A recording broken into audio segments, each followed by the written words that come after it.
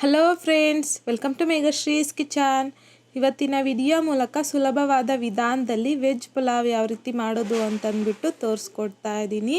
ಖಂಡಿತ ಈ ವಿಧಾನದಲ್ಲಿ ವೆಜ್ ಪುಲಾವ್ನ ಒಂದು ಸಲ ಟ್ರೈ ಮಾಡಿ ನೋಡಿ, ತುಂಬಾ ರುಚಿಯಾಗಿ ಬರುತ್ತೆ. ಸೊ ಬನ್ನಿ ಇವಾಗ ಲೇಟ್ ಮಾಡದೆ ಈ ವೆಜ್ ಪುಲಾವ್ನ ಯಾವ ರೀತಿ ಮಾಡೋದು ಅಂತಂದ್ಬಿಟ್ಟು ನೋಡೋಣ.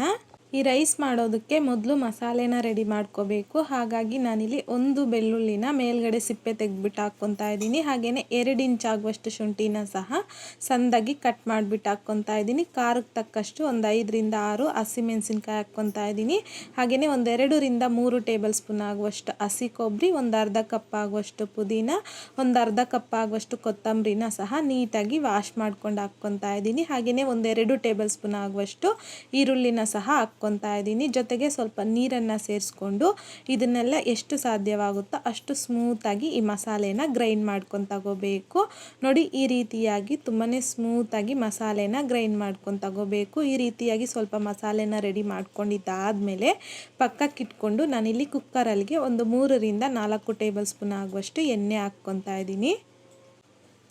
ಎಣ್ಣೆ ಸ್ವಲ್ಪ ಲೈಟಾಗಿ ಬಿಸಿ ಆಗಿದ್ದಾದಮೇಲೆ 2 ಬಿರಿಯಾನಿ ಎಲೆ ಹಾಕ್ಕೊತಾ ಇದ್ದೀನಿ. ಹಾಗೆಯೇ 1.5 ಇಂಚ್ ಆಗುವಷ್ಟು ಚಕ್ಕೆ, ಒಂದು 5 ರಿಂದ 6 ಲವಂಗ, 4 ರಿಂದ 5 ಏಲಕ್ಕಿ,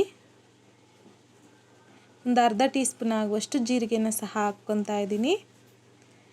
2 ಮೀಡಿಯಮ್ ಸೈಜಲ್ಲಿರುವಂಥ ಈರುಳ್ಳಿನ ಸಹ ಈ ರೀತಿ ಸಣ್ಣದಾಗಿ ಉದ್ದವಾಗಿ ಕಟ್ ಮಾಡಿಬಿಟ್ಟು ಹಾಕ್ಕೊತಾ ಇದ್ದೀನಿ. ಹಾಕ್ಕೊಂಡಿದ್ದಾದಮೇಲೆ ಮಿಕ್ಸ್ ಮಾಡ್ಕೊತಾ ಮೀಡಿಯಮ್ ಫ್ಲೇಮ್ನಲ್ಲಿ ಈರುಳ್ಳಿ ಸ್ವಲ್ಪ ಲೈಟಾಗಿ ಗೋಲ್ಡನ್ ಕಲರ್ ಬರೋವರೆಗೂ ಚೆನ್ನಾಗಿ ಫ್ರೈ ಮಾಡ್ಕೋಬೇಕು.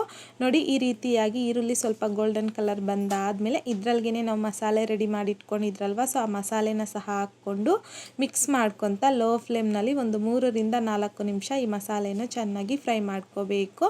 ನೋಡಿ, ಈ ರೀತಿಯಾಗಿ ಒಂದು 4 ನಿಮಿಷ ಮಸಾಲೆನ ಚೆನ್ನಾಗಿ ಫ್ರೈ ಮಾಡ್ಕೊಂಡಿದ್ದಾದಮೇಲೆ 1/4 ಕಪ್ ಆಗುವಷ್ಟು ಕ್ಯಾರೆಟ್ನ ಸಣ್ಣದಾಗಿ ಕಟ್ ಮಾಡಿಬಿಟ್ಟು ಹಾಕ್ಕೊತಾ ಇದ್ದೀನಿ. ಹಾಗೆಯೇ 1/4 ಕಪ್ ಆಗುವಷ್ಟು ಬೀನ್ಸ್ನ ಸಹ ಸಣ್ಣದಾಗಿ ಕಟ್ ಮಾಡ್ಕೊಂಡು ಹಾಕ್ಕೊತಾ ಇದ್ದೀನಿ. 1/4 ಕಪ್ ಆಗುವಷ್ಟು ನೌಕೋಲ್, ಹಾಗೆಯೇ ಒಂದು ಅರ್ಧ ಕಪ್ ಆಗುವಷ್ಟು ಹಸಿ ಬಟಾಣಿನ ಸಹ ಹಾಕ್ಕೊತಾ ಇದ್ದೀನಿ. ಹಾಗೆಯೇ ಒಂದು 1/4 ಕಪ್ ಆಗುವಷ್ಟು ಸಣ್ಣದಾಗಿ ಕಟ್ ಮಾಡ್ಕೊಂಡಿರುವಂಥ ಆಲೂಗಡ್ಡೆನ ಸಹ ಹಾಕ್ಕೊತಾ ಇದ್ದೀನಿ. ವೆಜಿಟೇಬಲ್ಸ್ ಬಂದು ನಿಮಗಿಲ್ಲಿ ಆಪ್ಷನಲ್ಲು, ನೀವು ಬೇಕು ಅಂತಂದರೆ ಬೇರೆ ವೆಜಿಟೇಬಲ್ಸ್ನ ಸಹ ಇನ್ನೂ ಹಾಕ್ಕೋಬೋದು.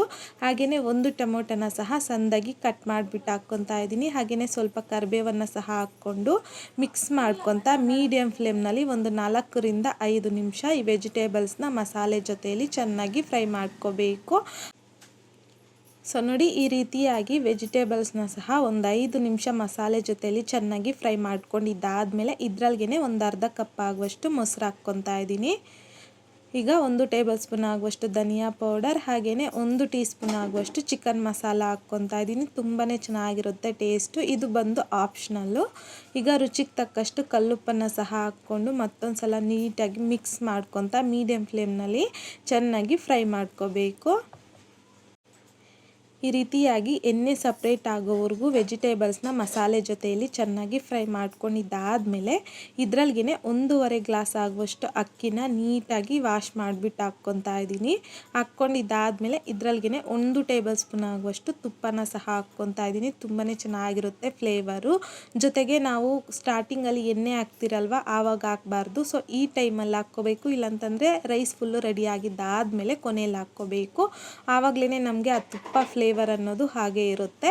ತುಪ್ಪ ಹಾಕಿದ್ದಾದಮೇಲೆ ಒಂದು ಸಲ ಈ ರೀತಿ ಮಿಕ್ಸ್ ಮಾಡ್ಕೊತಾ ಈ ರೈಸನ್ನು ಚೆನ್ನಾಗಿ 1 ನಿಮಿಷ ಫ್ರೈ ಮಾಡ್ಕೋಬೇಕು. ಫ್ರೈ ಮಾಡ್ಕೊಂಡಿದ್ದಾದಮೇಲೆ ಯಾವ ಗ್ಲಾಸಲ್ಲಿ ನಾವಿಲ್ಲಿ ಅಕ್ಕಿ ತಗೊಂಡಿರ್ತೀರೋ ಸೊ ಅದೇ ಗ್ಲಾಸಲ್ಲಿ ನೀರನ್ನು ಅಳತೆ ಮಾಡ್ಕೋಬೇಕು. ನಾನಿಲ್ಲಿ 1.5 ಗ್ಲಾಸ್ ತಗೊಂಡಿದ್ದೀನಲ್ಲ, ಹಾಗಾಗಿ 3 ಗ್ಲಾಸ್ ಆಗುವಷ್ಟು ನೀರು ಹಾಕ್ಕೋಬೇಕು. 1 ಗ್ಲಾಸ್ಗೆ 2 ಗ್ಲಾಸ್ ಆಗೋ ಹಾಗೆ.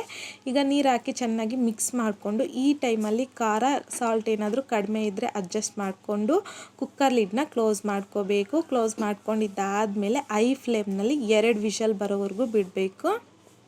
ಈ ರೀತಿಯಾಗಿ 2 ವಿಷಲ್ ಬಂದಾದಮೇಲೆ ವಿಷಲ್ ಪೂರ್ತಿಯಾಗಿ ತಣ್ಣಗಾಗಬಿಟ್ಟು ಆಮೇಲೆ ನಾನಿಲ್ಲಿ ಕುಕ್ಕರ್ ಲಿಡ್ನ ಓಪನ್ ಮಾಡ್ಕೊಂಡು ತೋರಿಸ್ತಾ ಇದ್ದೀನಿ. ನೋಡಿ, ವೆಜಿಟೇಬಲ್ಸ್ ಎಲ್ಲನೂ ಚೆನ್ನಾಗಿ ಪರ್ಫೆಕ್ಟಾಗಿ ಕುಕ್ ಆಗಿದೆ. ರೈಸು ಅಷ್ಟೇ ಉದ್ರಾಗಿ ಬಂದಿದೆ. ಈಗ ಈ ರೈಸನ್ನೆಲ್ಲ ಒಂದು ಸಲ ನೀಟಾಗಿ ಮಿಕ್ಸ್ ಮಾಡ್ಕೋಬೇಕು. ಸೊ ಈಗ ಎಲ್ಲ ನೀಟಾಗಿ ಮಿಕ್ಸ್ ಮಾಡ್ಕೊಂಡಿದ್ದಾದಮೇಲೆ ನಿಮಗೆ ತೋರಿಸ್ತಾ ಇದ್ದೀನಿ ನೋಡಿ ವೆಜ್ ಪಲಾವ್ ಅನ್ನೋದು ಎಷ್ಟೊಂದು ಪರ್ಫೆಕ್ಟಾಗಿ ಕಲರ್ಫುಲ್ಲಾಗಿ ಬಂದಿದೆಯೋ ಅಂತಂದ್ಬಿಟ್ಟು. ಸೊ ಈಗ ಸರ್ವಿಂಗ್ ಪ್ಲೇಟ್ಗೆ ಸರ್ವ್ ಮಾಡ್ಕೊತಾ ಇದ್ದೀನಿ. ತುಂಬಾ ರುಚಿಯಾಗಿರುತ್ತೆ, ಜೊತೆಗೆ ಮಾಡೋದು ಅಷ್ಟೇ ತುಂಬ ಸುಲಭ. ಸೊ ಈ ರೀತಿಯಾಗಿ ವೆಜ್ ಪಲಾವ್ ಜೊತೆಗೆ ಈ ರೀತಿ ಮೊಸರು ಬಜ್ಜಿನ ಸರ್ವ್ ಮಾಡಿಕೊಂಡ್ರೆ ಕಾಂಬಿನೇಷನ್ನು ತುಂಬಾ ರುಚಿಯಾಗಿರುತ್ತೆ. ಸೊ ನೋಡಿದ್ರಲ್ಲ ಫ್ರೆಂಡ್ಸ್, ಇವತ್ತಿನ ವಿಡಿಯೋ ಮೂಲಕ ತುಂಬಾ ಸುಲಭವಾದ ವಿಧಾನದಲ್ಲಿ ವೆಜ್ ಪಲಾವ್ ಯಾವ ರೀತಿ ಮಾಡೋದು ಅಂತಂದ್ಬಿಟ್ಟು ಈ ವಿಧಾನದಲ್ಲಿ ನೀವು ಮನೇಲಿ ಒಂದ್ಸಲ ಟ್ರೈ ಮಾಡಿ ನೋಡಿ. ಟ್ರೈ ಮಾಡಿದ್ದಾದಮೇಲೆ ನಿಮಗೂ ಸಹ ಟೇಸ್ಟ್ ಹೇಗೆ ಬಂತಂದ್ಬಿಟ್ಟು ಮರಿದೇ ಕಮೆಂಟ್ ಬಾಕ್ಸಲ್ಲಿ ಕಮೆಂಟ್ ಮಾಡಿ, ಲೈಕ್ ಮಾಡಿ, ಶೇರ್ ಮಾಡಿ. ಮತ್ತಷ್ಟು ಈಸಿ ಆ್ಯಂಡ್ ಸಿಂಪಲ್ ಕ್ವಿಕ್ ರೆಸಿಪೀಸ್ಗೋಸ್ಕರ ದಯವಿಟ್ಟು ನೀವಿನ್ನೂ ನಮ್ಮ ಚಾನಲ್ನ ಸಬ್ಸ್ಕ್ರೈಬ್ ಮಾಡಿಲ್ಲ ಅಂತಂದರೆ ಸಬ್ಸ್ಕ್ರೈಬ್ ಮಾಡಿ.